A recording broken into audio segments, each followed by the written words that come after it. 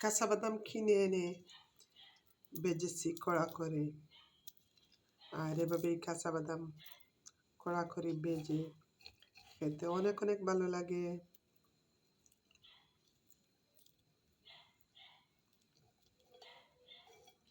আমার মতো আর কে কে আছেন কাঁচা বাদাম খেতে পছন্দ করেন?